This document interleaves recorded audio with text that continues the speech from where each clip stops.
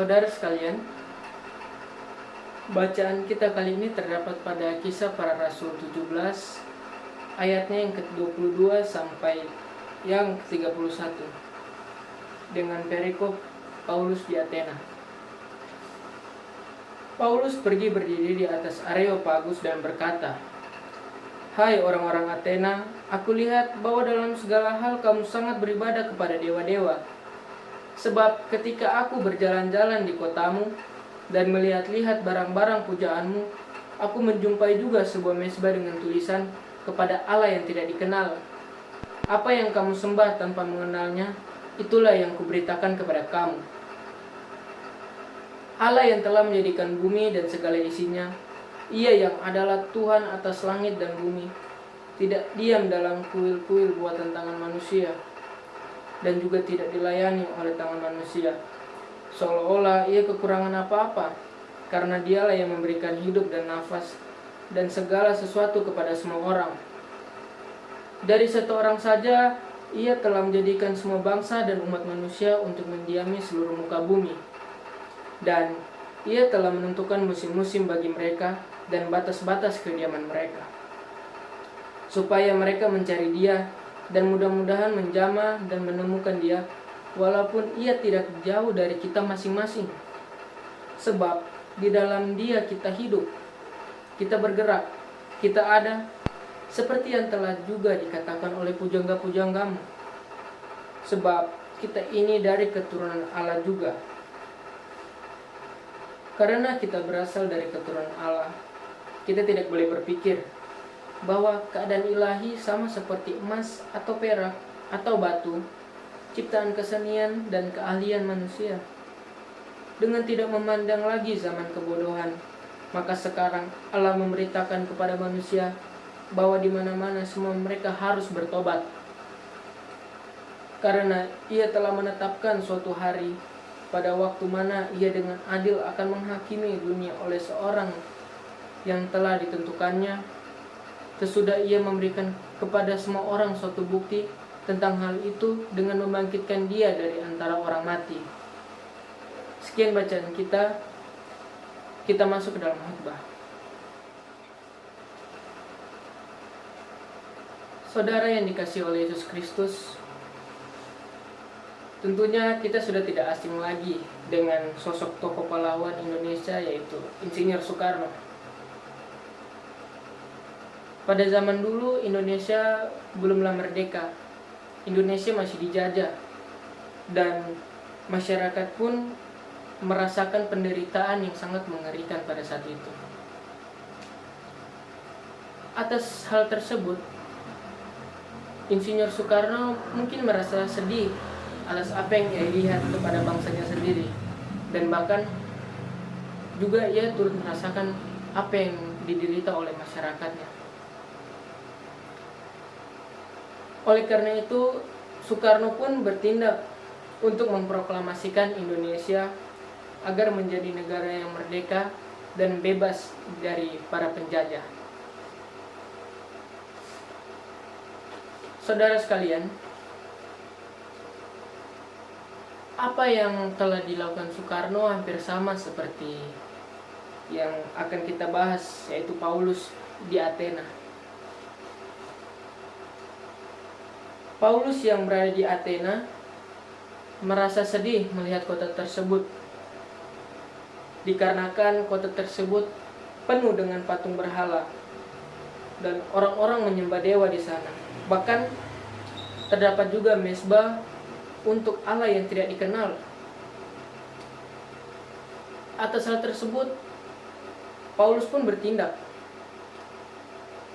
Ia bertindak untuk memberitakan Injil tentang Yesus dan juga kebangkitannya, yakni dengan cara bertukar pikiran dengan orang-orang Yahudi. Akan tetapi, Paulus mendapatkan tantangan di sana, yaitu Paulus justru malah dihina, direndahkan, disebut sebagai peleter atau orang yang cerewet.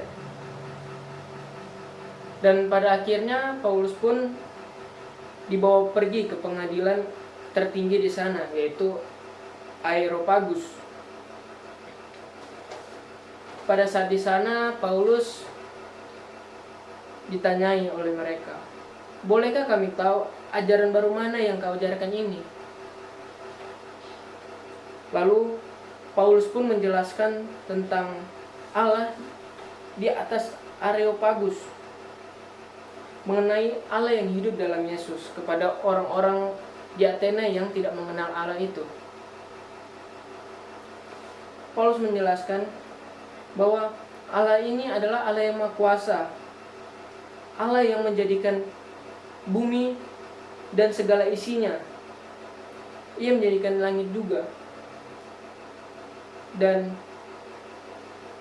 Ia ini adalah Allah yang tidak diam dalam kuil-kuil buatan manusia. Dengan kata lain, Allah di sini adalah Allah yang Maha Kuasa. Ia tidak perlu campur tangan manusia seperti yang diperbuat oleh masyarakat Athena dengan membuat patung-patung seperti itu. Karena hal tersebut merupakan hal yang tidak menyenangkan di mata Allah.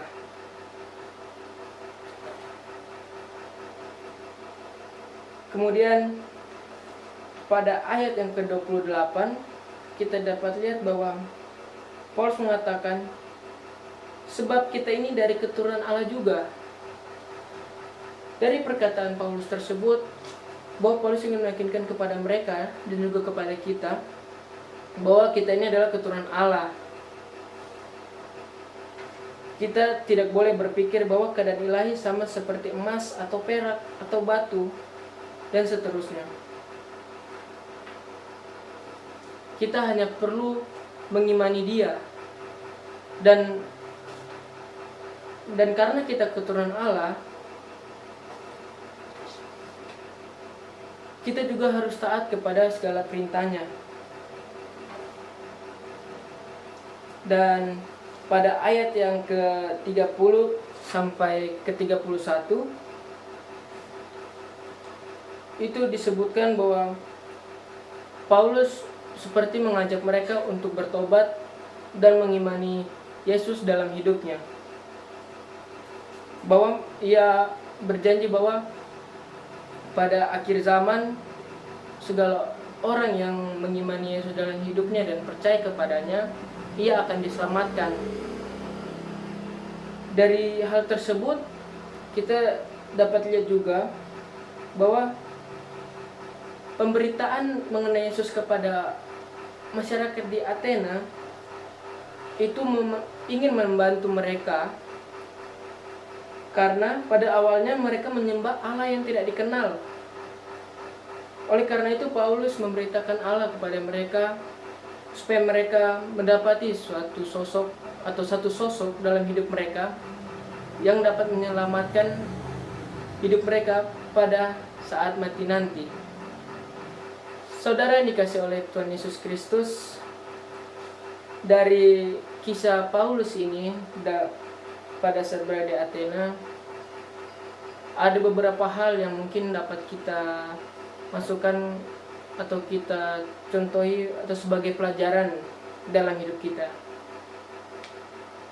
Pertama, kita harus hidup dalam hikmat Allah, serta takut akan Allah, dan juga mengandalkan Allah dalam menjalani hidup. Selain itu, kita juga harus mengimani Allah dengan taat kepada perintahnya. Mengapa? Karena dengan mengimani Allah, kita sudah dijanjikan bahwa pada saat akhir zaman nanti kita akan diselamatkan oleh sosok yang akan turun ke bumi atas pengorbanannya.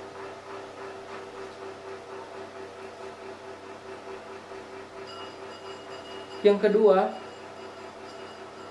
kita sebagai umat Kristiani yang mengimani Allah tentunya harus memberitakan nama Allah kepada banyak orang dan sesama kita yang belum mengenal Allah, seperti layaknya yang dilakukan oleh Paulus.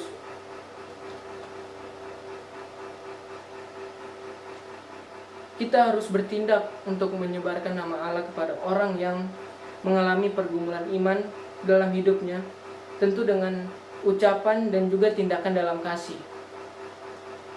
Mengapa? Karena hanya dengan kasihlah kita dapat membangun relasi dengan sesama kita secara baik dan dapat juga menyenangkan hati Allah.